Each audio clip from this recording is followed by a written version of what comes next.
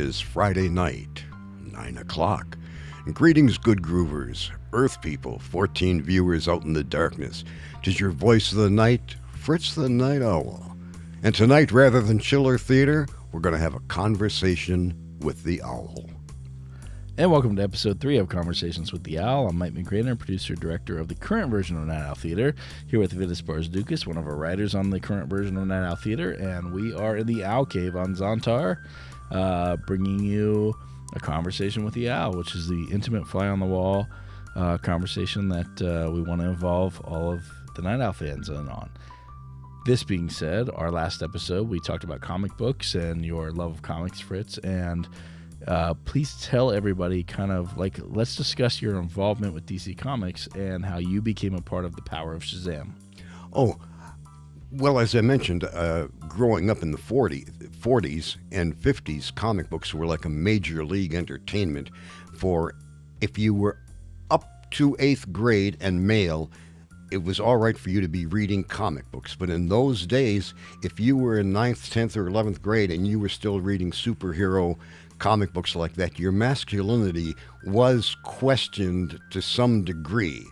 But since I dug comics and I liked the artwork, I would sneak into the drugstores where they have the comic book racks, and I'd sort of hide in the corner and look at some.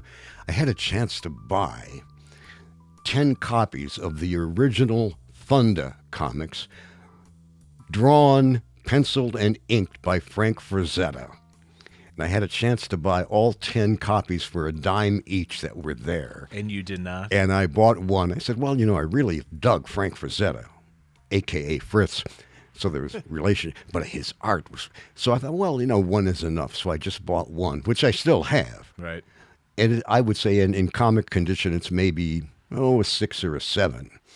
But it was a thing that where other kids lost their interest in comics, I kept it all the way through up until age 88. And the problem was that from about 9th grade till, maybe after Stan Lee introduced the Silver Age and more adults and older kids started reading comics, I never had anybody I could talk to about comics or some of the science fiction, Flash Gordon, Buck Rogers, Planet Comics, Captain Marvel, Superman, Dr. Fate. Had nobody to talk to about the artists or the comics until after Stan Lee reintroduced comics as a major entertainment form. Right. And it was so great to find people like Vidas. All of a sudden I can talk to an adult person about the idiosyncrasies, the little sidetracks that nobody else would be interested in, except another comic book junkie like me. Right. So I've had that interest more so in the art than in the stories, but because I bought some characters, I didn't really care for the character, but I liked the artwork. Right. And so forth. But anyway, so I've been a junkie on that for as long as I can remember. I actually, when I was a kid, I wanted to be a comic book artist. And in my high school days, I even created one and submitted it to newspapers, but they felt the character was a little too roguish and not quite white Christian male heroic enough to be in the daily strips where people would see it in the newspapers. So they did write personal letters, though, because they probably figured out I was a kid. And so rather than just the form letter, thank you for your submission, but we are blah, blah, blah, not buying it. Right. They wrote me a letter and they told me, your character is a little bit too dark for a daily comic strip. And your artwork does need some improvement. Sure.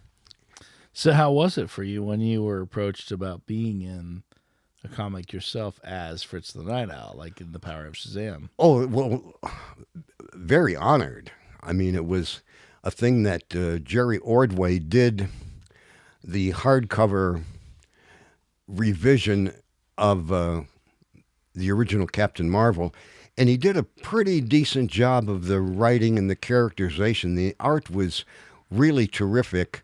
And I just wrote him a letter that is a longtime fan of the original Captain Marvel that I really thought he did a good job. And he wrote a letter back and said, would it be all right if I used Fritz the Nite Owl in the powers? Absolutely. And so I appeared in seven issues or six? Five. Yeah. I appeared 2 by mention, 3 two by by mention and 3 by yeah. being seen. So then, but what was the connection? Was he from Columbus? Was it? Jerry Ordway? Yeah, I mean, yeah. No, I wrote to him care of DC Comics in New York, and they just apparently forwarded the letter to him. Did he know who Fritz the Nite Owl was before No, I you? told him I explained to him who I was and that I was, an older person than he was, and that I'd enjoyed comics from, 1940. But he nailed your look with the glasses. Oh, well, like, no, I sent him. How did he kind of... Oh, no, I sent him a picture so that he would know I wasn't some, crazy Yahoo. Right. Yeah. And, I just didn't know if he was like, I a sent him the fan. picture. I sent him a picture and a bit of who I was to essentially legitimize myself as not being just, some wacko. Right. And so forth. Yeah. And so he used me. And again, I was probably the only DJ TV personality on the planet who helped Superman and Captain Marvel save the universe. It's a big deal, no matter if Superman had a mullet or not. Right. He does have a mullet in. Yeah, it's Power of Shazam. Power of Shazam number 20 is the one where That's I got the one where you're actually interacting with Superman. Yeah. But it's I'm interviewing him on the 6, radio. 8, That's right. Captain Marvel is watching from the window. 6, 8, 20. And the last issue. 37 Yeah, or well, no, 38? it's like 48 or something. Something, But it's whatever. 6, 8, 20, 37, 48.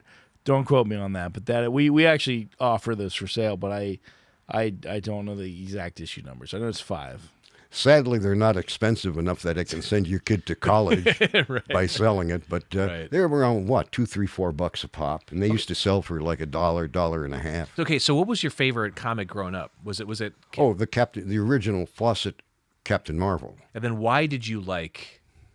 Well, Captain Marvel had a sense of humor about himself, as well as being incredibly able to do anything. And I did like the fact that in terms of the character itself, with Superman, if he was Clark Kent and you shot him with a bullet, the bullet would bounce. Right. With Captain Marvel, if you shot him with a atomic bomb, he'd sort of straighten his hair and keep going. But if you dropped a cement block on Billy Batson, that was the end of Captain Marvel and Billy Batson, because you could kill Captain Marvel simply by knocking him off when he was the kid. Okay.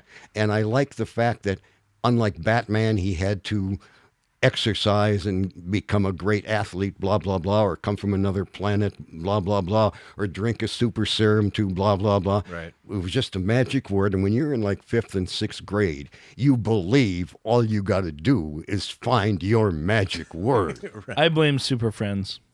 And then there was a Captain Marvel club that you could join for a nickel. And every month or so, Captain Marvel would mail you a letter. Really? Telling you about his latest adventures and Like drink your Ovaltine? Right. no, not well. It was kind of like he would tell you about the adventures of him and the other Fawcett comics like Captain Midnight and Ibis the Invincible and Spy Smasher. They were sort of ads, but he wrote them in a way that you as a 9-year-old or 8-year-old, you would think, wow, he's telling me about the super secret stuff that's going on, and I can read about it in Spy Smasher number 3. Right. Or Minuteman number 4, Do you still have any of those? I still have some, yes. Oh, you do? Oh, wow. Yeah. Yeah, but he wrote a letter. It was about once or twice a month on official Captain Marvel stationery, and it was just really a nice thing and you got a pin, and then they had merchandise that you could buy by mail for, it was usually a nickel or a dime, and there was like a Captain Marvel board game with dice and that stuff, and T-shirts and sweatshirts and wristwatches and all kinds of code decoder things. Rings or whatever. Yeah. And those were the times where like board games were actually like fun. Yeah. And the reason I say that is because I like board games where you roll the dice, you move that many spaces, and you're there. When people nowadays talk about let's get together and play a board game, it is literally like a role playing. It's almost like Dungeons and Dragons, where I'm like, wait, it's a strategy game. There are different. I want to types roll of the games. dice Yeah, and yeah. like Well, there are move that different many types, spaces, like Mono- Fireball Island style. Monopoly has I can't do it. Monopoly has held its own. Yes, Monopoly is still like draw a card, move that many spaces. Yeah. But holy crap! And I roll can't- the dice. Yeah, but like nowadays, it's like board games are like, here's the board, but your strategy lies in the cards you have, the play. And I'm so confused. Yeah, there's a lot more involved with it. It's like 2D side scroller video games. I'm fine with, but if I got to use 10 fingers, I'm Sure, like, I feel like a grandpa. Right. What's going on? So did you have any like favorite comic book artists that you? Oh yeah, number one, better than anybody today, yesterday, or tomorrow. Frank Frazetta. Right. Oh, but of course, Frazetta has influenced tons of other currently working artists. On the other hand, Frank Frazetta took lessons from and was influenced very, very much by. He took lessons from a guy named Bern Hogarth, who did the Tarzan Sunday strips for years. Gotcha. And he also was influenced by Hal Foster, who did the Prince Valiant. So, but Frazetta came out with his own unique version with, you could see those influences, but Frazetta, it was completely an original new thing. See, and Frazetta worked for Al Cap for a couple of years, inking the Sunday version of Little Abner for about 7-8 years. Okay. So Frazetta, number one. Wally Wood was also another favorite. Yeah. He was one of the early Mad artists. And he also did early Daredevil. Yeah. So yeah. Number four, Daredevil number 4 was Yeah. Wally Wood. Yes. Yeah. Did you guys know, because I have limited knowledge of comics, but did you guys know a comic book artist named Richard Corbin? Oh, yeah. He's one of my favorites. The reason I ask you this is because my favorite album cover of all time is Meatloaf's Bat Out of Hell. He did that. But And he did Bat Out of Hell too. And I don't know who Richard Corbin is, but it says he's a comic book artist. So I'm I've got a Richard Corbin. It's called Den, D-E-N. And it's a big oversized, full color, slick paper. I'll show it to you after the podcast that's one is of my over. favorite covers But of all time. Den, again, you can see the Frazetta influence in his. Right. I in thought Frazetta Corbin's did work. Bat Out of Hell. And Yeah. I looked it up and it was Richard Corbin. So while we're sitting here in the cave, because you've got a Frazetta right over there. Yeah. And you've got one in your bathroom as well. Yeah. I've got tons of books on printed things, and I've saved the Frazetta calendars, and Right. I've got I've got maybe, I'd say, you lay them side to side, I got maybe 4 feet of, if you stood the book straight up, I got about 4 feet of Frazetta artwork. So why did you like the Frazetta?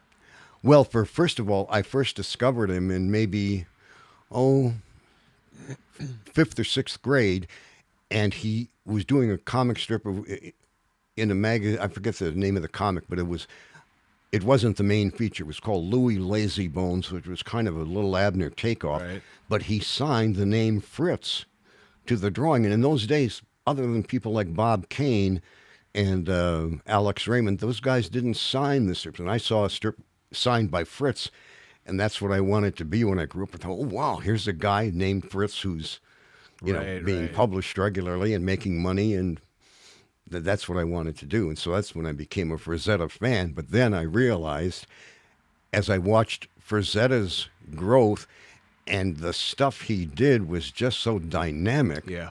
That's how he became not only my favorite artist for a huge variety of reasons. Did he do like the movie posters for like the Sword and the Sorcerer and things like that? Was that Frazetta? I think Or, like, 'cause he had these very. He was a big influence on the look of the first Schwarzenegger Conan movie. Yeah. Okay, yeah. If you look at the color schemes in there, and a lot brown of and red. And, it very, very Frazetta-like. And I think, well, he did the poster. What was that movie? Oh, the one. Ice Pirates.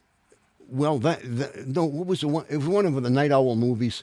The Quentin Tarantino movie.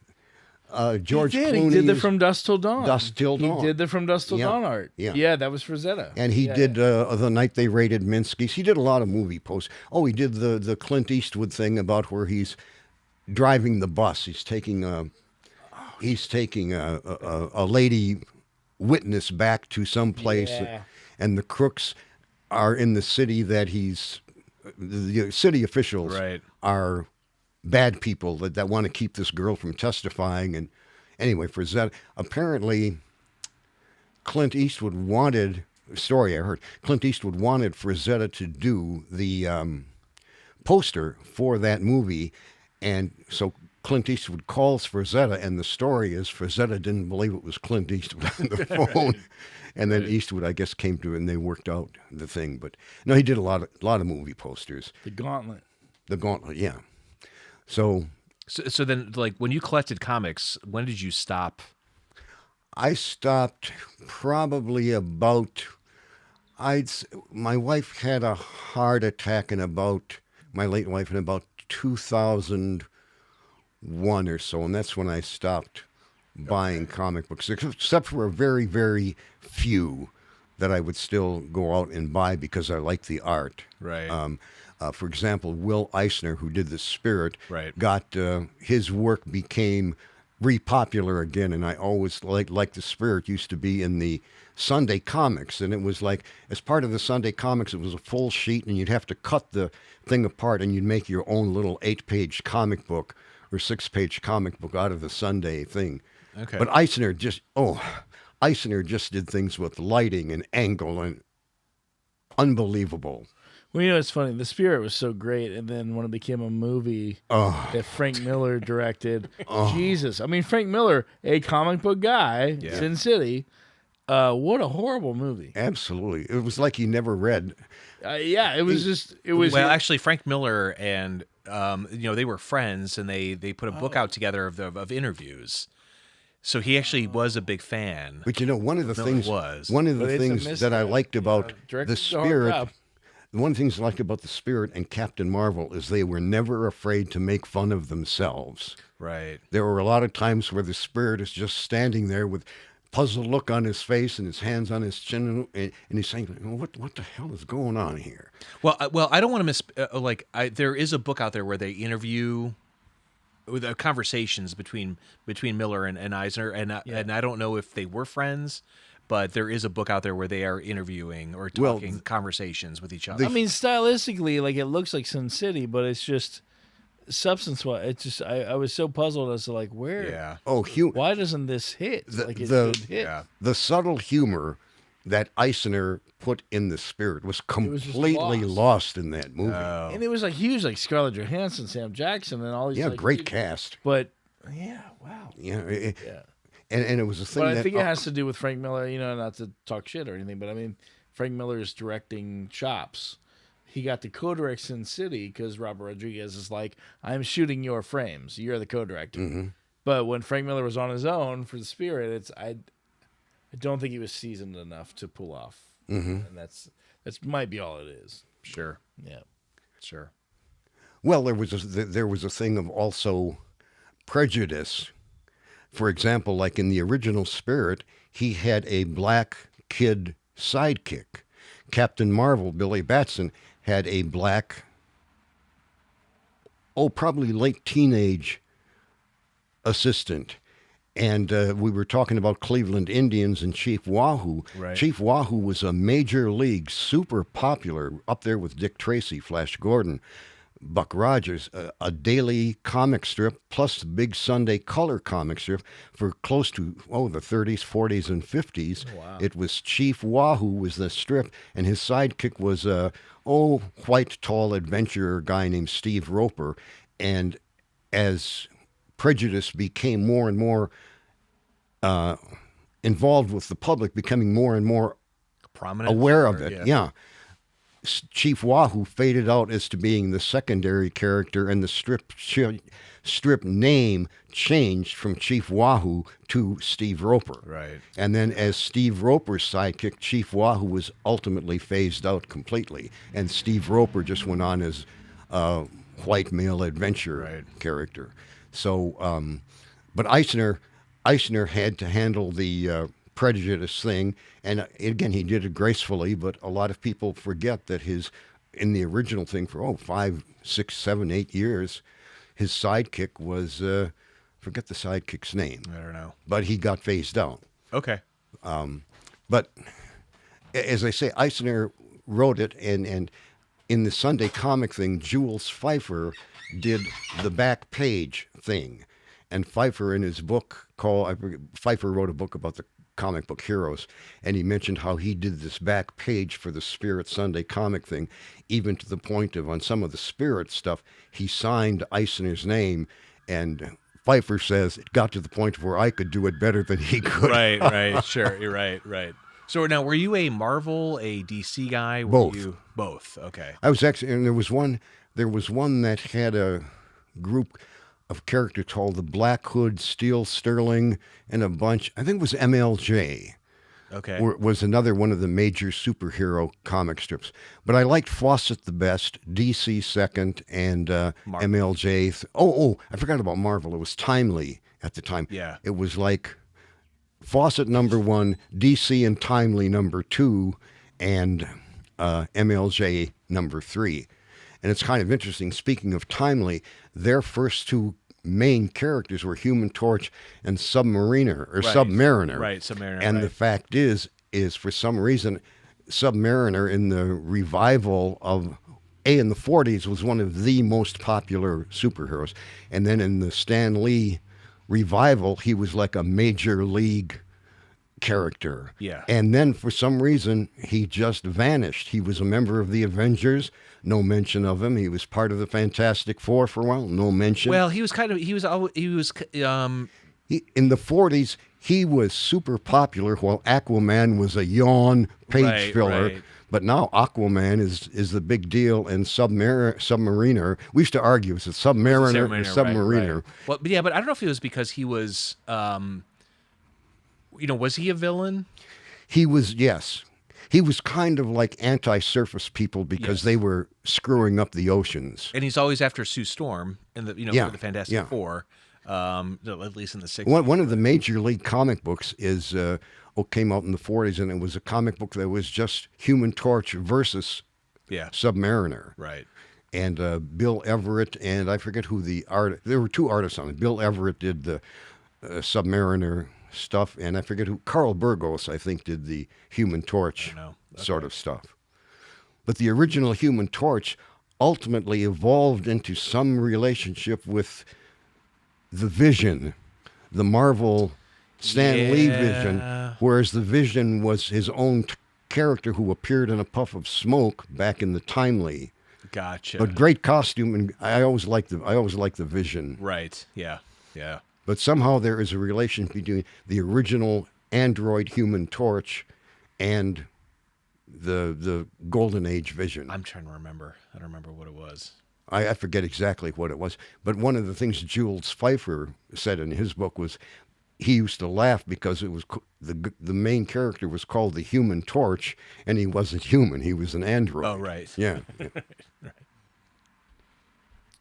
Yeah, so pulling back from comic book land. No, I'm just kidding. So we're okay. So you're at. This is kind of a weird jump, but you're at Channel 10. You have the Nite Owl Theatre show now. Your background, of course, in comics and everything plays into. I know that there were certain Nite Owl Theatre episodes, especially early on, that we have footage of where you had like an old transistor radio, and you would play moments of serials. I don't know if it was the Spirit or if it was like Superman, but I know you would have like. Do you remember doing that? Oh yeah, it was a 33. Maybe about album. 1976. It was a 1933. It was a 33 RPM Yeah. album that had the opens for a whole bunch of the old radio shows. Oh, fantastic! Yeah, and so it's like Shadow and things like that. Okay. And so I would have that radio, that old-fashioned radio up there, and I would put on I would say, we had this time thing that could capture signals from outer space, and I would throw in, just because it was interesting, I would throw in an open to Buck Rogers or Superman or Captain Marvel or whatever, and then I would go on and do my, my movie thing. And your love of serials growing up and even on Nite Owl Theatre playing pieces of the serial, you had created a serial with a friend and R.L. Stine, correct? Oh, yeah. Tell us about Captain Anything. Well, it was actually Bill Hamilton, who was a co-worker of mine at WBNS Radio. We created, there was a radio serial called, I forget what it was. It was done by a guy out of Cleveland. and it was like about a 3-minute thing, and very, very popular. So we decided, but it was like on that serial, Every Man or something like, no, I forget what it was called. Anyway, we decided we were going to do like a 3-minute serial for commercial radio, where we do the open, we say, we'll be back to the adventure after this word, and then the local station would throw in a commercial or two. And if they didn't have a commercial, we just had a word like Scroives or Zontar that we'd throw in there, and then we would go on with the episode. Well, Hamilton and I, we were good friends with R.L. Stein, whom we met through his younger brother, H. William Stein, who wrote me my first fan letter when I was on WMNI. So does the whole family, they only go by their initials? Is that... Yeah, that's a great... Robert Stein, and I'm not sure if it's R.L. Henry or H. It's R.L. I know what the L is, but that's... he can tell you. Right. And then Okay, H. right. William, I know what the H is, but H. William went by H. William Stein, and R.L. went by R.L. Stein. Okay. Oh, gotcha. Both. You know, H. William is a friend, and I feel like if we ever have RL on, I should have H. William on too, fine. together. Yeah, It'd be great to have the brothers. H. William has a radio show Yes. that runs on a college station Apparently, yeah. up in the Northeast. I forget, Connecticut maybe. I'll have that info next episode for sure. Yeah, but you can. He's on like Saturday night, and you can get him on your computer. Yeah. Oh, wow. Yeah, and it's a he's a great jazz guy. show. Terrific. And he was guy. in your first directed film. Oh yeah. No, he Kind of named after He and his wife were in the first film. as well as Bruce Valanche and some other people. Well, that was in my second film Oh, I got you. Okay. called "We've Come to Bury H. William." That's the one I'm thinking. Yeah, and Bruce Valanche was in that, and the way Bruce Valanche got in there was he was a good friend of Mike. Oh dear me, who helps the guy Mike. Oh, he was like the TV movie editor for what's that tabloid newspaper that comes out every Inquirer, yeah. So in college, he and Bruce Valanche were real good friends, and H. William was supposed to be in my movie. He couldn't be in the movie, so he said, how about if Bruce Valanche? Fine. So that's how I met Bruce Valanche. Okay, but H. William was in the movie as a corpse, correct? Yeah, he was in the corpse. Oh, it was Movie Mike, we call him, and he works with Malton on Malton's yearly book. Yeah. So Movie Mike and Bruce Valanche were good friends, and Movie Mike was supposed to be in the movie, couldn't be in the movie, so he sent Bruce Valanche, and that was how I met Bruce Valanche. Gotcha. Yeah. No, we have a copy of that movie that exists in Kinescope version. Yeah. Not the original print, but Yeah, but it's about the fourth generation of the original print, so it's a lot darker in terms of black and white. yeah, It's it'll a be lot out darker. on the vintage. So I just have a question. What film is this? Like, what was it for? So we've part of come mine. to bury H. William. It was after I got out of the Army, I wanted to get into grad school, and to get into grad school, I had to take 20 hours of something or other. So I took the 2 film courses they had, and in fall quarter, I did the first film, which was, I got an A, but it was okay. But then I skipped winter quarter and took something else, and then in the spring quarter, I did the second film, We've Come to H. William, and I knew so much more that it was regarded as one of the best films made by the OSU film department at the time, yeah. And H. William was in it, and Bruce Valanche was in it, and had 2 terrific saxophone players in it, and it was shot in an art gallery on East Broad Street. It used to be somebody's mansion. And then what was the movie about? Well, the movie was about how H. William is the corpse, and he's stretched out, for the people to come in for the viewing, and the viewing just turns into a party where everybody's drinking, and pretty soon a couple starts to make out, and in their making out, they push the corpse off. It's a funeral / orgy. Yeah, they push the corpse off the slab, right, and they get on the slab to start making out, and the corpse ends up in the corner. Gotcha. So it was a student film, your grad student film. Okay, gotcha. All right. We have a copy of this. It's pretty great. It was a combination of narration and live recording. So there's both live. It's almost like a poem. The whole thing is almost like told like a poem. And as a matter of fact, the very last shot and bit of dialogue was the corpse is in the corner and the narrator is saying, I want to leave you with words of my favorite poem that describes life and liberty and nationality and everything in so many words. And the poem is, oh my goodness. Whooping it up, it's that poem. It's oh my goodness. It's the first line of a very famous, one of the Alaskan poems by, dear me, Geezer Dumb. This is what happens when we go live. Yeah. Do you know the line? It's a couple of something was whooping it up at the... A bunch of the boys was whooping it up in the something saloon. Okay. Yeah, it's a pretty great line. Yeah, it's a great line from one of the, that author's name. Huge. Not Robert Frost, right? Not Robert Frost. Jack London? I don't know. Anyway, it's the poem is called A Bunch of the Boys was whooping it up. Yeah, a bunch of whooping up in the something saloon. And it's the death of somebody or other. I forget what it was, but it was very, very, very famous. I think 1920s, 1930s. And he wrote poems about the Alaskan gold rush things. And I, as an English major, I should know. And he's one of, right, just terrible to. I mean, but not Shel Silverstein. No. So we can rule him out. Right.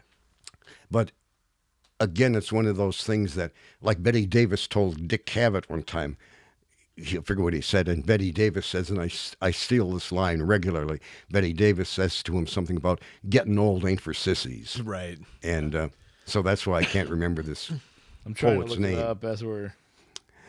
Yeah, if only we had a device. The magical device. The internet on Zontar. That we could... But anyway, like I say, it was a student movie, and they only had 2 movie making. A bunch of boys were whooping it up in the Malamute Saloon. Yeah, there you go. And who's the author? Well, yes, Robert W. Service. There we go. The Shooting of Dan McGrew. Absolutely. Gotcha. But I mean, he wrote a bunch of poems dealing beamed with from Earth up to Zontar and back, doing the gold rush stuff up in the Alaska days. But very famous. I mean, he's obviously every English major will know who Robert W. Service was. Okay. But anyway, it was a thing when we were in the Army, we had a chance to make a movie. I had a chance to write a movie where we had a guest shot by Steve Lawrence, the singer, who was in the Army at the same time. He had been drafted. He was with the Army band up in D.C., and this guy that was producing this movie I was writing got Steve Lawrence to come and be in this movie at Army Pictorial. And so Steve Lawrence, terrific guy, big star at that time. Right. He had been the boy singer on the old Steve Allen Tonight Show, and then he married the girl singer, Edie Gourmet, and they did albums together. This should be the start of something big as one of their big hits, and then they did albums separately, and a lot of times in their later years, they opened for Frank Sinatra. Oh, okay. So, I mean, Steve Lawrence, he was on the... who was the lady that pulled her ear on TV? Carol Burnett. Steve Lawrence was on Carol Burnett quite regularly. He was in the Broadway show. He should have done more moving actor because he was but he was in the Broadway show of What Makes Sammy Run.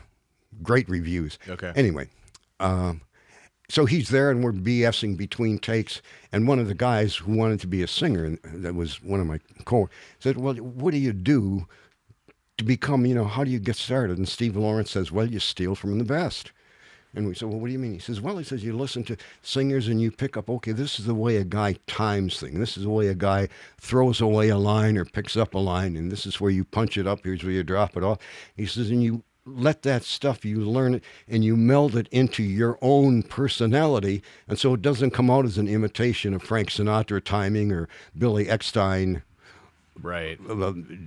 thing. It comes out as you, but you can hear those influences. like when I do my stuff, if you really listen closely, there's influences of Howard Duff, Dean Martin, Rory Calhoun, and Jeff Chandler.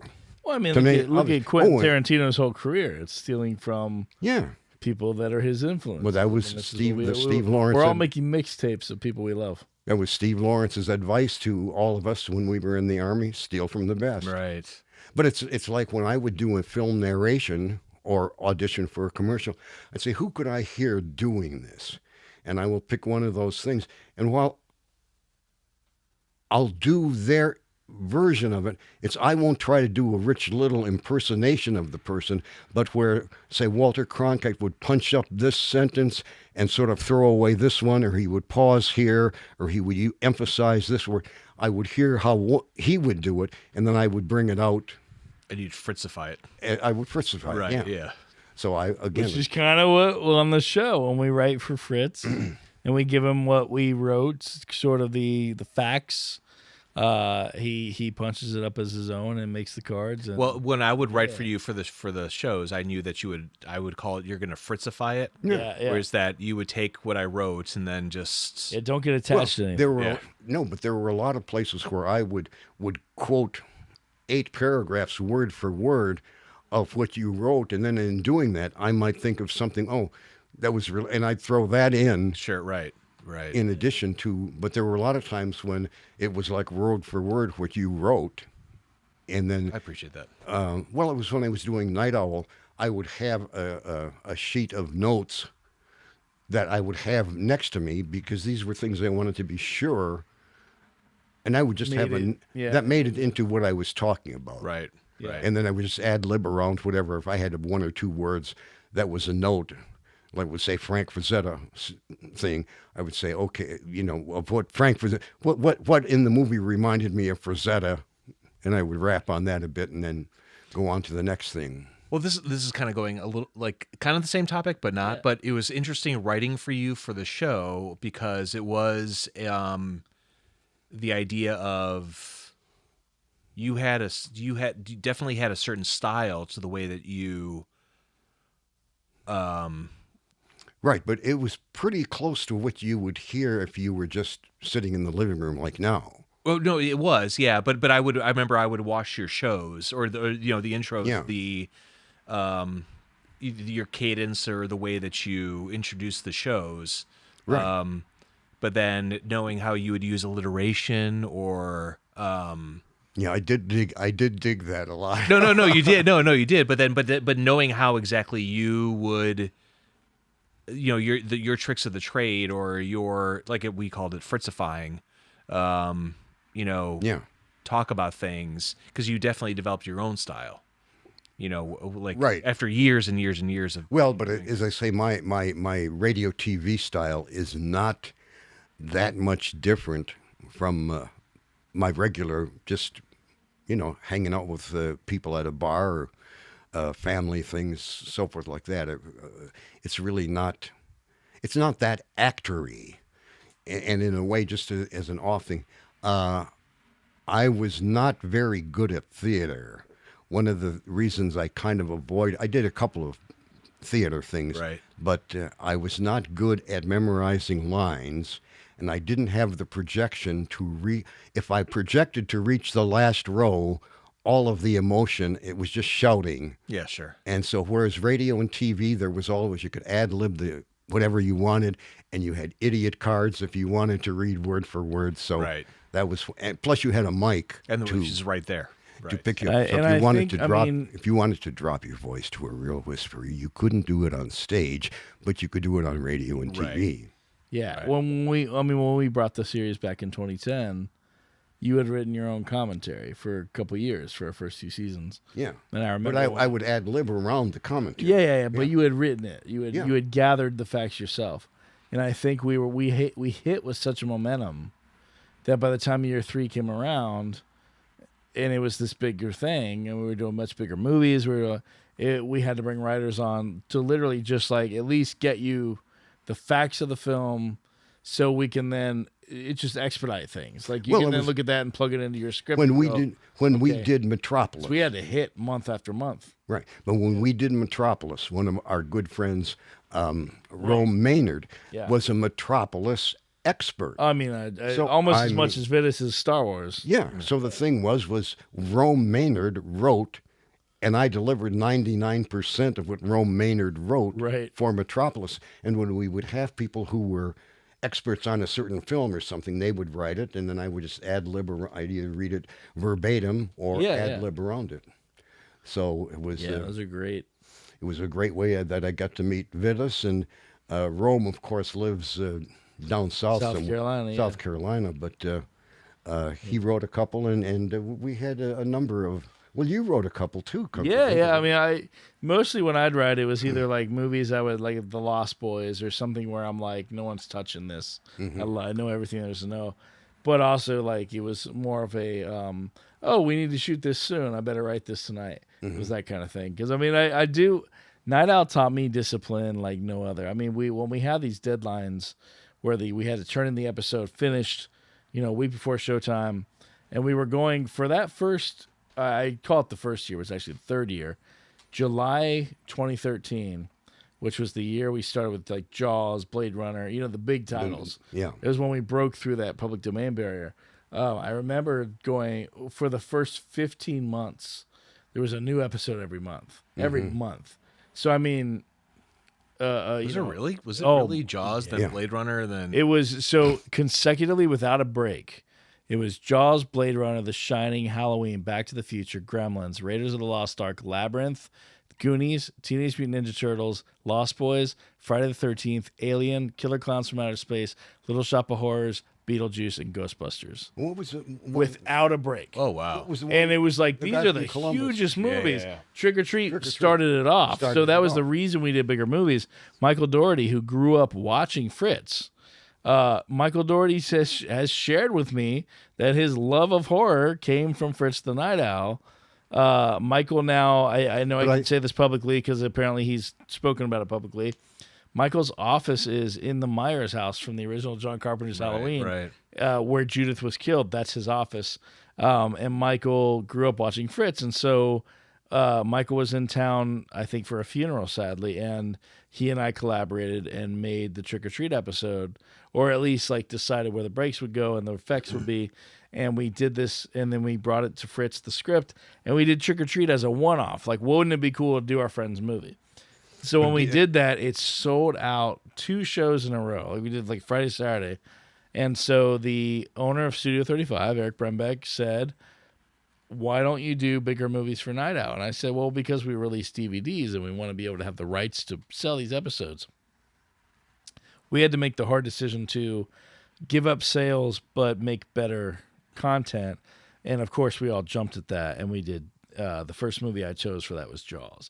Because if you're gonna, at that point, if you're gonna do something huge, why not do the biggest blockbuster of all time, which Vidas was a super fan of? So guess who got a call to write it? Yeah. And guess what the #1 all-time sales record at the Ohio Theater is Jaws from Nite Owl Theatre. Yeah. Right.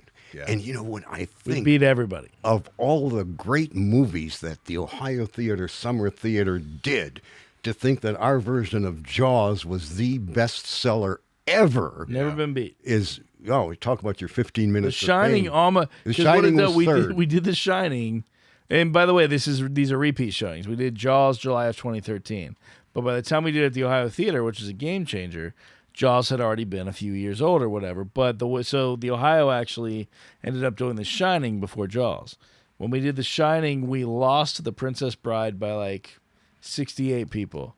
When we did Jaws, we now hold the record for the most packed. So we've got the first and third of the summer movies. So I have to say that, like for me personally, having written those, wrote it.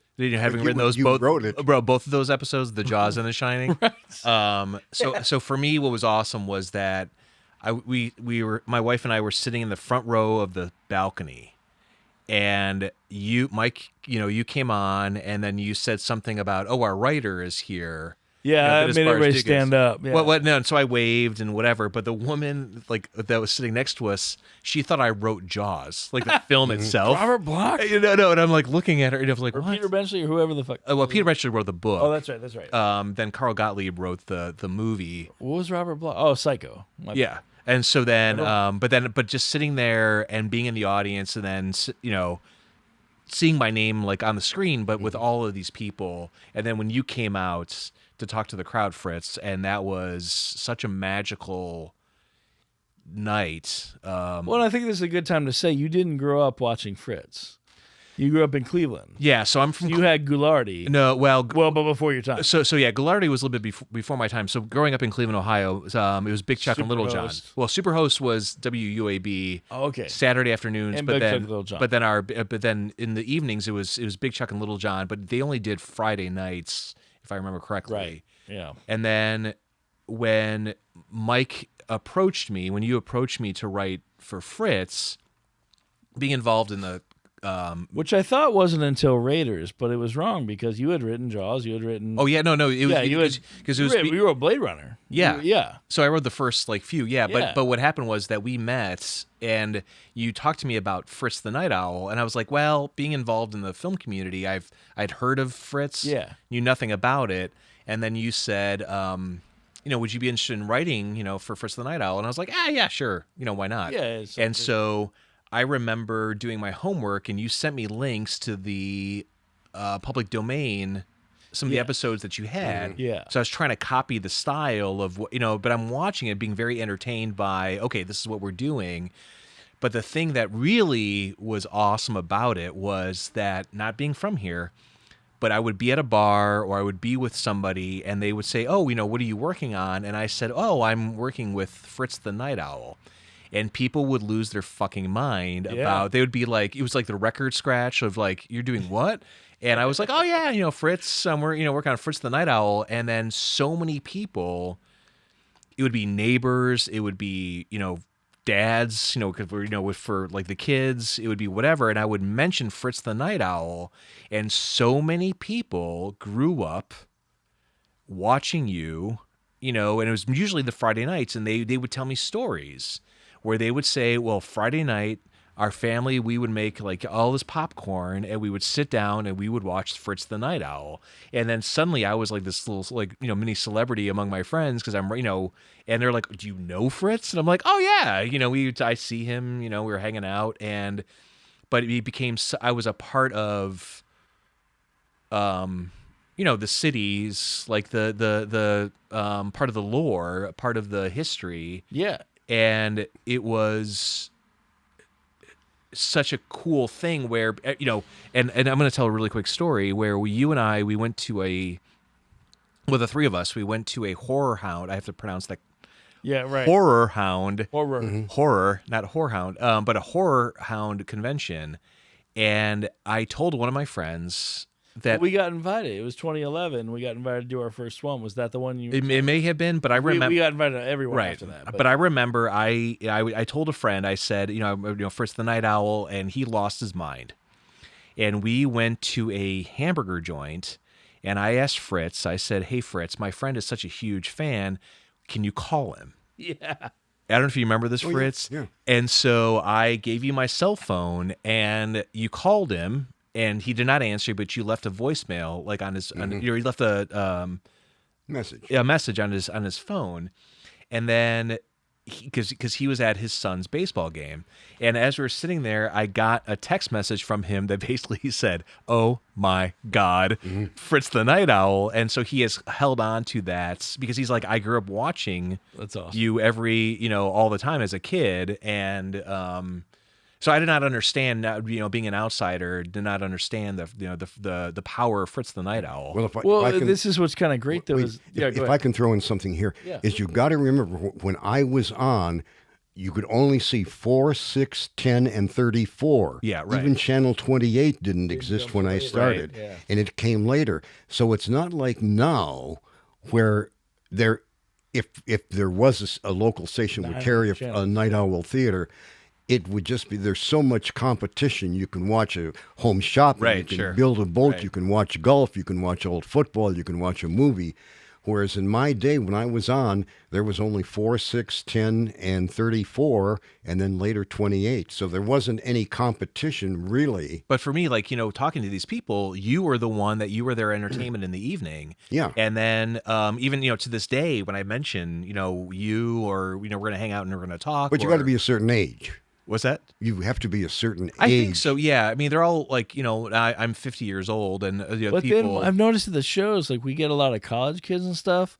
It's almost like they bring their sons or something, and like possibly they bring yeah. their kids, and it's like this is what I watch. Yeah, and but their kids come out of it with like that was really cool, and they come with friends. But going to conventions with you, there are like younger people that would come over to give you a hug or whatever. And again, being an outsider, I'm like, I have no idea how you know of Fritz, but I'm working the table, for the convention. But not knowing. Well, I think that was the internet the growth of the internet was a big thing because they would have isolated horror film related things on there, and that's where I think a lot of the people who were outside the Channel 10 broadcast range, they would see me on these various and sundry internet pages, and then they would, if it interested them, they would go and they'd see the Fritz the Nite Owl pages on just the Google search. Right. There's about 6 pages of.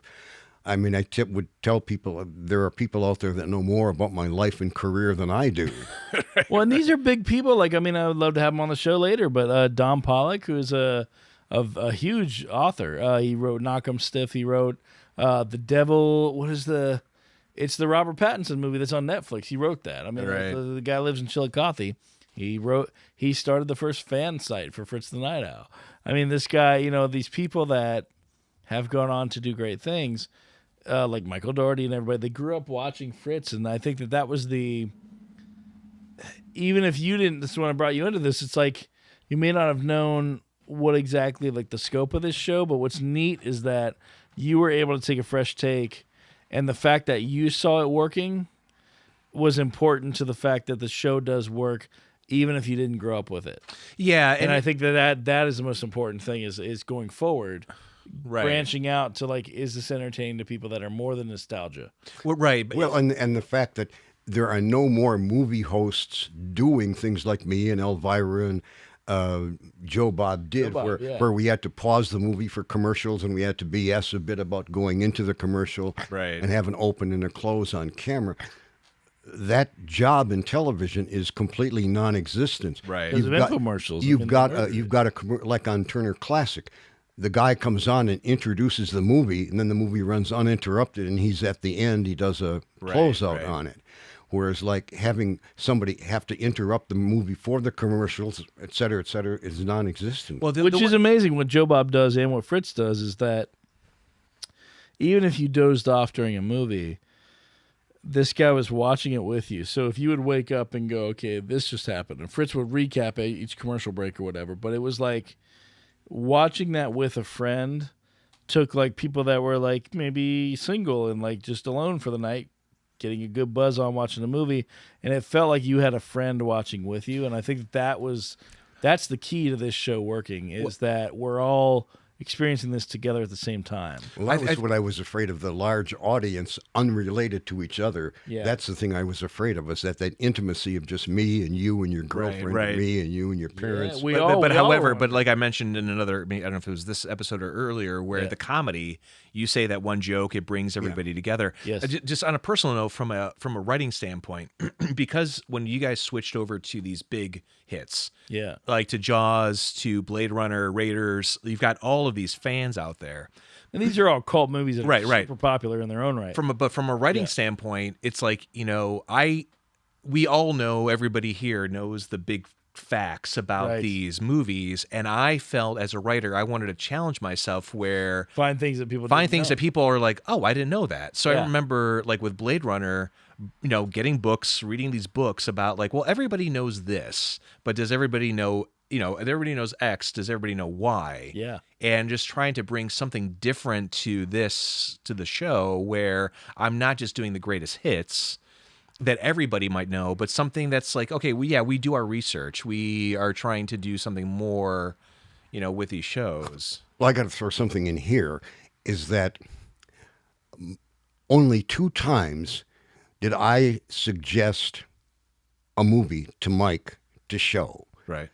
Mike picked all of the movies, but at that time, Charade with Cary Grant and Walter Matthau and James Coburn were, Coburn and Matthau were underneath the title. Who was the girl?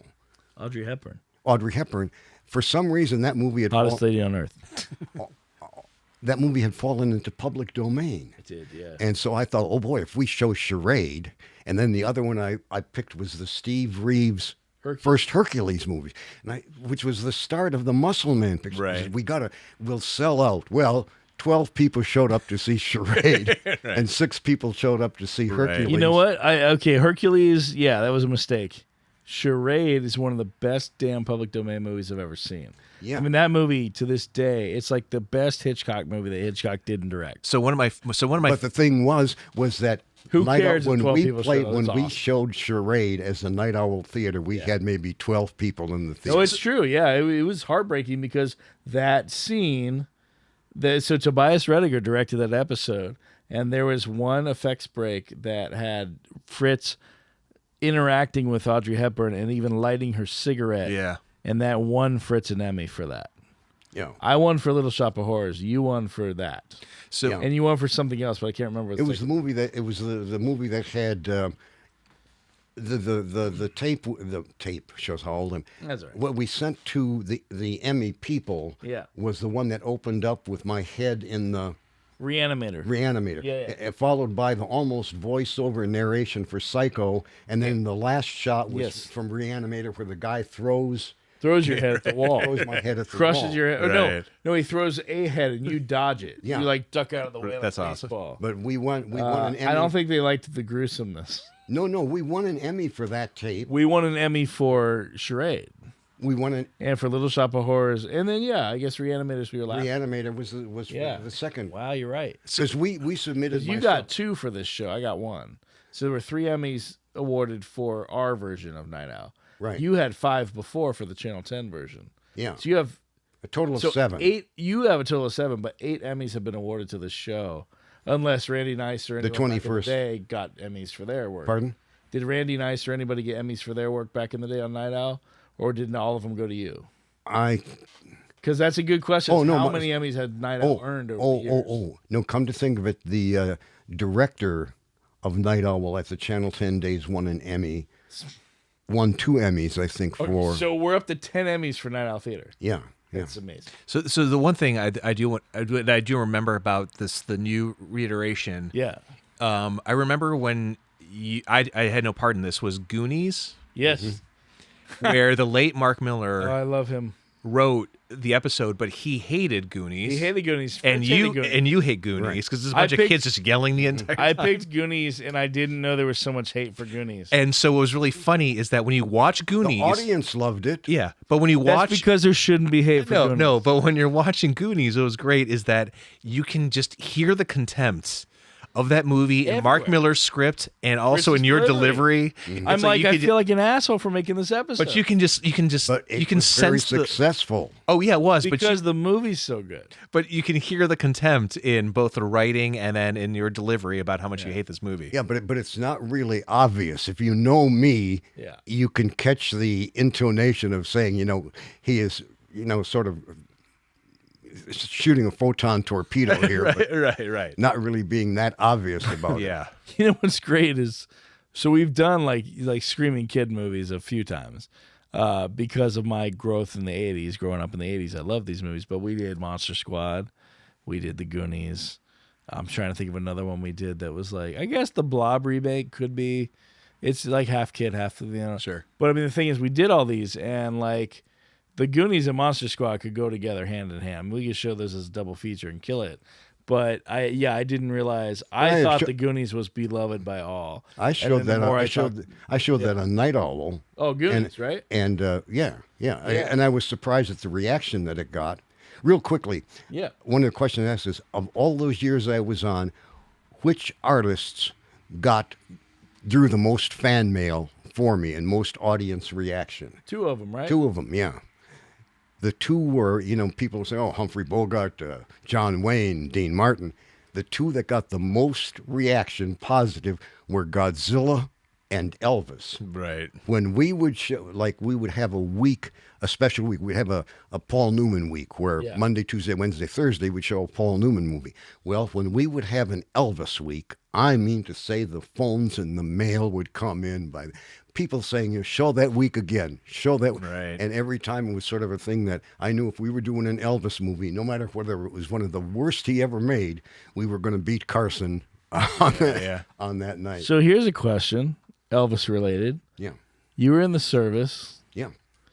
Did you ever cross paths or see Elvis Presley with your own eyes?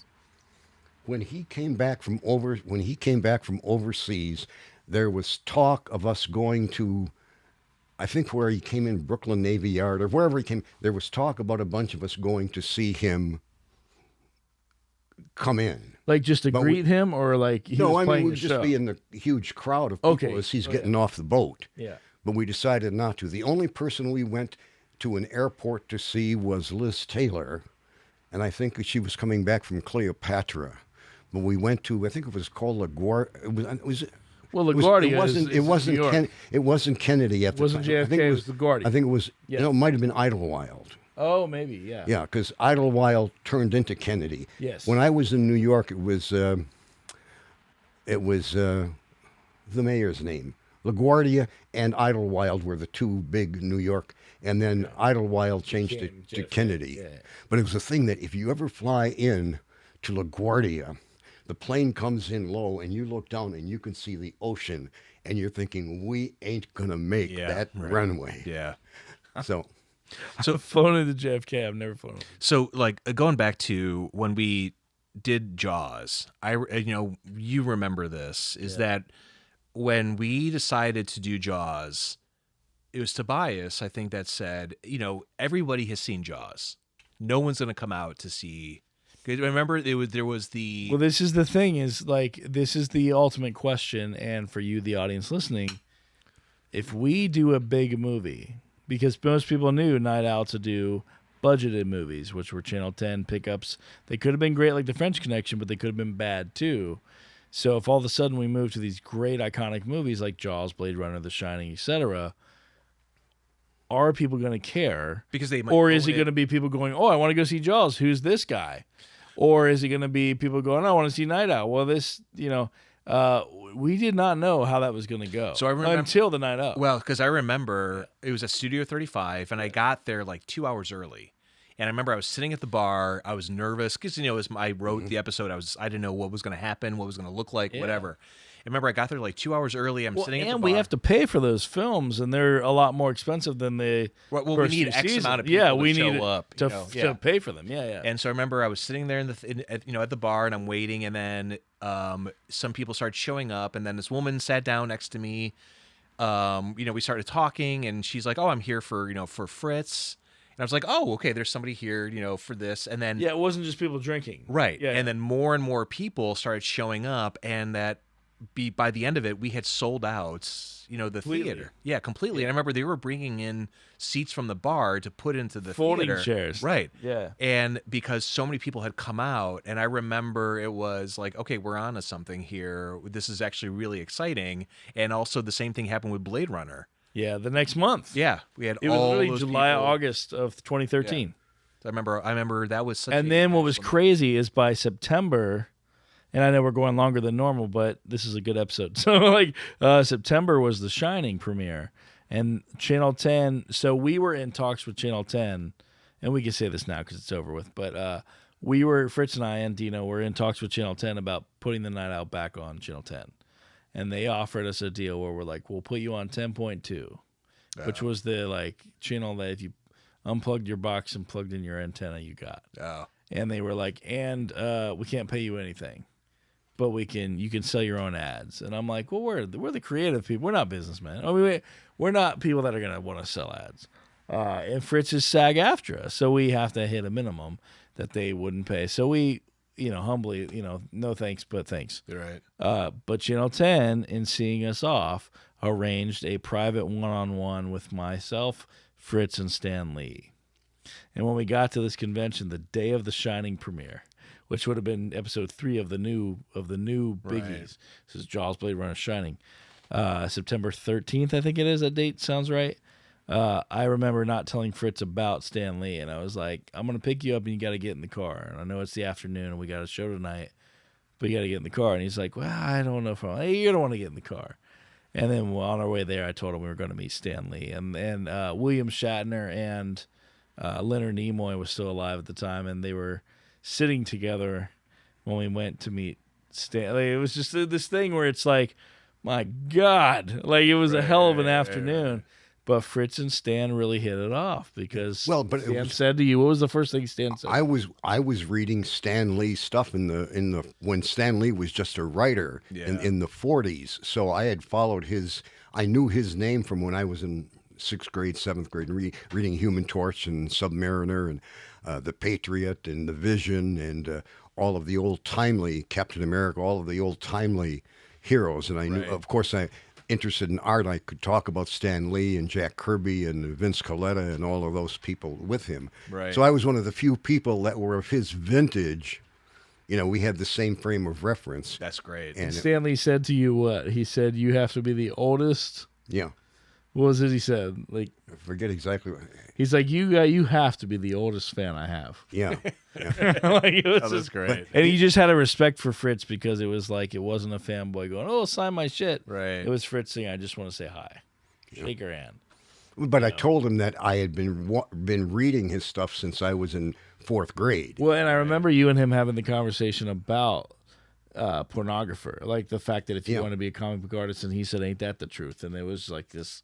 You know, No, it was awesome seeing. We didn't have much time because there were so many people I wanted to see him, but it was a nice couple of maybe 2 minutes. Yeah, it was wonderful. It was, But one of the fringe benefits and that night was the Shining premiere. Yeah. One of the things, the fringe benefits of doing the Owl is I've always been starstruck, still am to this day, and one of the fringe benefits were meeting the big stars of movies of all vintages. You know. Yeah. I mean, over the years, when you've interviewed Betty White or Gregory Peck and all these people, I mean, like, even when we started this new version up, we ended up meeting Wilford Brimley and the Norman Reedus and all guy these Reanimator stars. Yeah, all the Reanimator. We had Stuart Gordon before he passed away. Stuart Gordon, Brian Usna took our episode home. He has the Nite Owl version of Reanimator, and he produced it. Brian's a great guy. And the thing is Jeffrey Combs, and all these people were there with us when we premiered. And you know what the coolest thing was is that's how I became friends with Mick Garris. Mm-hmm. Was because we did Sleepwalkers, and Mick was so. He was one of the few directors that sat and watched it. And he laughed at the right place. Oh, and man. It was the thing when I would watch the movies, you know. He sat between you and I. Yeah. And he gave us commentary of the whole movie. And he would laugh. Like when I would watch. See, I never saw the finished product until the audience saw it. Yeah, sure. Right. Now, the Channel 10. Because we came down to we were still working on it 2 days before. Yeah. Well, at Channel 10, I think I mentioned before, when I would be doing my on-camera stuff, I could see a monitor where I was integrated with the special effect at the same time. Yes. Whereas with the 21st century version, all of my stuff is in front of a green screen. Right. So I never saw how, I knew what the effect was going to be, but I never saw the finished product until we saw it in the theater. Which I have to commend you for putting that trust in us because you didn't know how the final product was going to look until you saw it with an audience. So say it looked bad. I mean, that's a lot of, I understand now how nervous you must have been. Well, it was a thing when we're premiering it in front of strangers and your first time. Right. You know. And the thing was when I'd sit there and think, okay, I'm going to do this line. I want to laugh. And every time, particularly when the director was sitting between us, every time I wanted the audience to laugh, he laughed. Yes. Without my saying. And that's his baby. Right. I mean, that's Mick's. Stephen King wrote that for the screen, and Mick directed it. And Mick told me a story that when he was directing the ridiculous, I don't know if we said ridiculous, but there's a mother and son that are basically at the cat people, and they are dancing, and they're like dying together and like dancing. And Mick told me a story where he's on the sound stage in the UK, and he's shooting this scene between 2 cat people, and in walks Francis Ford Coppola, who's next door shooting Dracula, and Steven Spielberg, who's next door shooting Hook.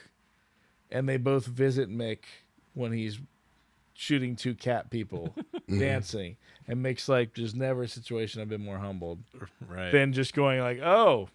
And Spielberg gave him his first job. Mick was on food stamps when he got hired to write for Amazing Stories. That was Steven Spielberg that gave him that job. And Francis Ford Coppola, I don't know if they knew each other or not. I'm assuming Mick's such a great guy they did. And Mick has a great podcast, by the way. Check it out. But the fact that Francis came over on his lunch break or whatever from Dracula and was like, what are you doing over here? I mean, these are two epic movies, and he was making sleepwalkers. And so as they say, a fringe benefit was meeting the stars. And I met, just met tons of them, and it was and they always... didn't see what we did as an insult. They loved it, and they thought it enhanced it, which is well, great. it was a thing like, say, for example, when I met Rod Serling and Julie London and Doris Day and Esther Williams, I was only part-time at Channel 10 as a production assistant. I wasn't on the air. I was on radio, but I wasn't on television at all. I was just the night switchboard operator at the time and a production assistant. When I met, as I say, Rod Serling, Julie London. I was going to say, even though we're running long, you can't drop those names without telling us those stories. So tell us those stories. Okay, well, Serling. Okay, John Hawley made a deal with Rod Serling, who was going to be teaching at Antioch. Yeah. He made a deal with Rod Serling to come and host a movie on, it was on Wednesday night, and he made a deal with CBS that we could preempt the CBS shows to put on our Rod Serling thing. And so Rod Serling, who was, Twilight Zone had been a major hit, and Rod Serling, well known. Anyway, he'd come and he would tell all kinds of interesting things about the movie. Great movie host. But during the, he would be on camera, blah, blah, blah. Then movie would run. Then he'd come back on, and then be commercials, and then more movie, and then Rod Serling. But when the movie was running, Rod Serling was just talking to the cameraman and us guys like he had known us all his life. Smoked about 4 cartons of cigarettes. I was going to ask about the Chesterfields. Yeah. But everyone I met was just absolutely so great. And when I met Julie London and Doris Day and Esther Williams, their stardom, they were at the peak of their stardom. They were as big as Michael Jackson, Beyonce, anybody you could name now. And it was like, this is the same story for Doris Day and Esther Williams, separate times. But my boss tells me, okay, Doris Day is coming to be on Chet Long, make sure she's comfortable, tell her Chet will be out, blah, blah, blah. So I'm waiting for them. Yellow cab pulls up, city yellow cab. Driver gets out, opens the door, and out, dressed like, maybe she let me be like a bank loan officer. No bling, no nothing, but just nicely business-like, is Doris Day. No companions, nothing. Just Doris Day walks up, comes in, and introduces herself to me like I wouldn't know who she is. Right. And then sits in the lobby chair about as far as I am to Christian, and she talks to me like, oh, what do you do? I'm in schools. What are you studying? Blah, blah, blah. And we talk about her past, and I tell her how the very first 78 record I bought for myself was from her first movie, Romance on the High Seas. I forget what the thing was, but it was the first 78 record I bought myself. This was in the days before LPs. And so we talked about her early days, and we both were big fans of Jack Carson. And then the same thing happened with Esther Williams, huge MGM star. And she comes in, again, city cab driver opens the door, Esther Williams out. No compadres, nobody else. Hi, I'm Esther Williams. Same visit. Talk. And Julie London was doing a show in a nightclub up in Northland, and I went the first night there to interview her for a jazz show I was doing on WOSU, and I interviewed her between shows, and we just hit it off. And it turned out, I said, boy, I wish my wife had been with me on this to meet you. And she said, why don't you bring her tomorrow night? It's on me. Oh, nice. And she was in town for 4 nights.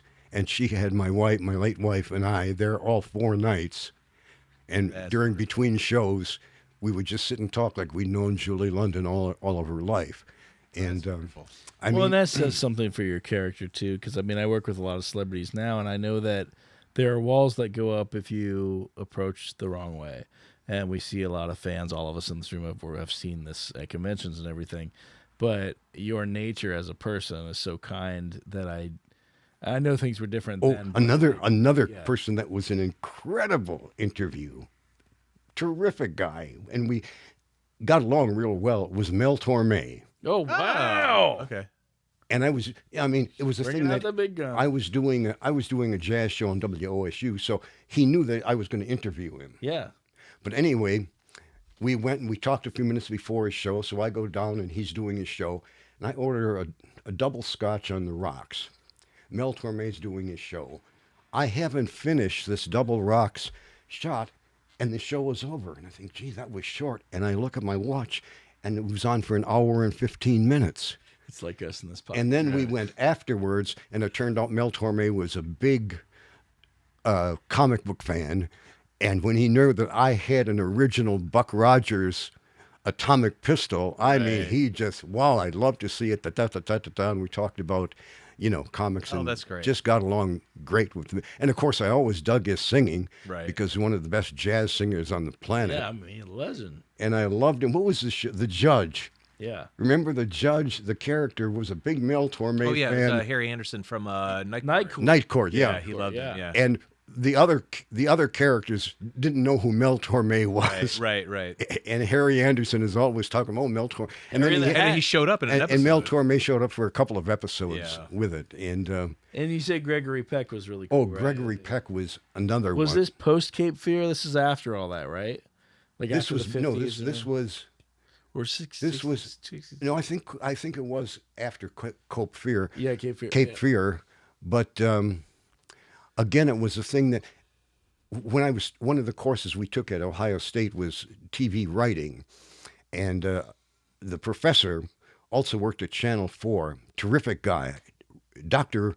Richard Mall, I think he was. But when we got to interviewing, he said, "Never, ever, ever ask a question that can be answered yes or no, unless it's did you murder, so forth." Then he said, but avoid a yes or a no if you can. So whenever I would do interviews, I would always try to come up with something that they couldn't answer. It's a how or why. Yes or no. Yeah. I remember seeing footage of you with Diane Sawyer, and she broke up so hard when you sat down and you had the glasses on, yeah. And she said, I love your glasses. I can't get over those glasses. And she legitimately had tears running down her eyes because she was laughing at the glasses. Well, I love that footage. We have that footage. It will be released later on a set. Oh, Loretta Swit, when I was talking to her about the last record, I asked her some question that made her cry. Oh. And again, I thought, wow, terrific interview. But another one of the great ones was Tony Randall was in some TV show, and we had like suites set up where there would be like 4 stations in one suite, and each station would get 15 minutes with the star of a show coming on or a star that was on. Well, anyway, the lady before me from some station, every question she asked, Tony Randall would go, yes, no, I don't know, maybe, yes. And I mean, it scared the shit out of the rest of us. They had to say. Well, anyway, my first question to Tony Randall, since I didn't want to, I said, what was it like when you had to go to auditions and audition against people like Paul Newman and James Dean? And he looked, he says, you think I'm that young? And I said, oh, he said, no. I mean, I made a friend for life. He said, oh, no. He said, I was in classes with Gregory Peck and Charlton Heston. And then he would tell me about his days in acting with those. He said, and Charlton Heston and I would go out, and he said, there'd be like 20 studio people out there waiting for Gregory Peck. Wow. And he said, Charlton and I could get maybe a spear-carrying job on Broadway, whereas everybody wanted to see Gregory Peck. And he just, because I asked him, and because I made the mistake of thinking he was James Dean, Paul Newman age, he opened up the door, and all I had to do was sit there and let him talk for the 3 minutes, and thank you very much. So with Gregory Peck, was there anything? Well, with Gregory Peck, the first thing I asked him was about the movie we had shown with him. And I think it was a movie in which it was the one where he was the Nazi doctor. Oh, Boys of Brazil. Boys, yeah. And I mentioned to him, I said, it was a question like, I've watched your movies, but I always enjoyed you. I said, the first time I ever saw you and really enjoyed you as an actor was in Duel in the Sun, and you were the bad guy. And I said, you played bad guy so well. And then I mentioned this. I said, and I said, well, how did you feel about going against character, right? Against always being the good guy that he, was his image. And again, it was just a thing that just opened the door up for him. And we not only did the interview, but then afterwards, he was there because of the Civil War miniseries, CBS, The Blue and the Gray. Okay. He was in that, right? He played Lincoln. Okay.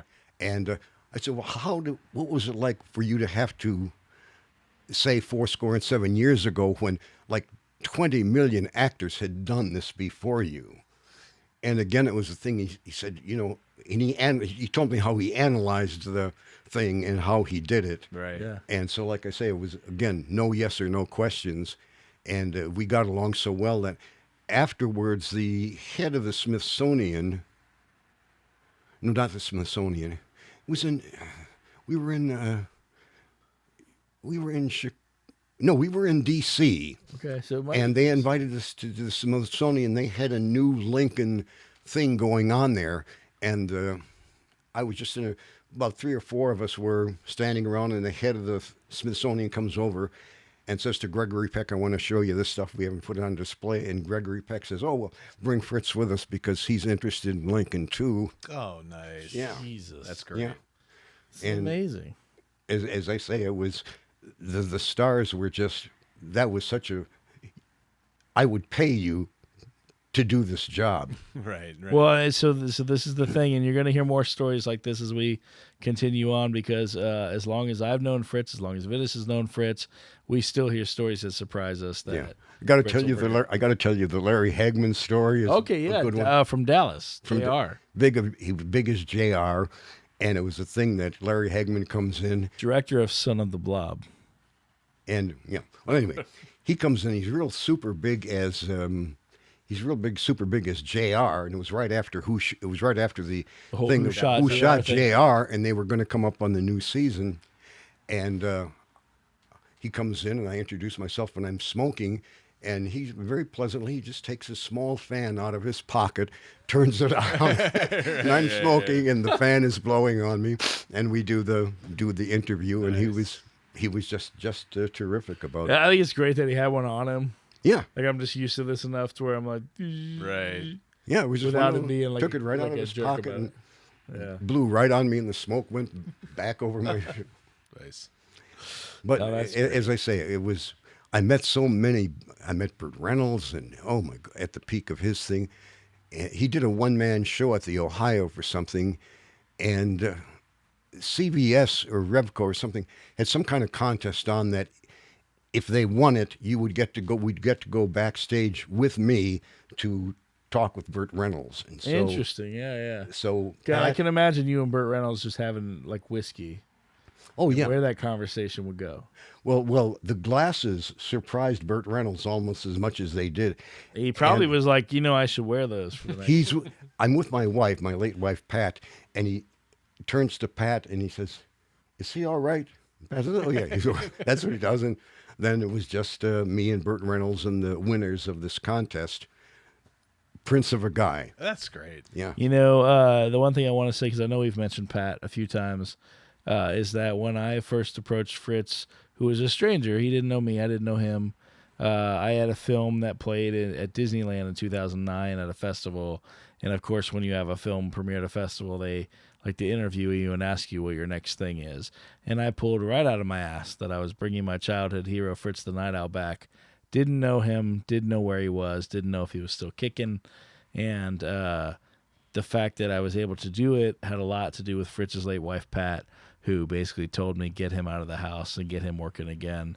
And so I loved that woman, and she was a big part of this show. So well, actually, it was because I turned down them doing Nite Owl about Twice. 4 times, 3 or 4 it was times. the third time when you said yes. Yeah. But That I mean, it because was my she wife kicked and your my ass. kids and my friends all said, do it, do it, do it. And I was afraid that I was a passing fancy and that like 4 people would show up at the theater.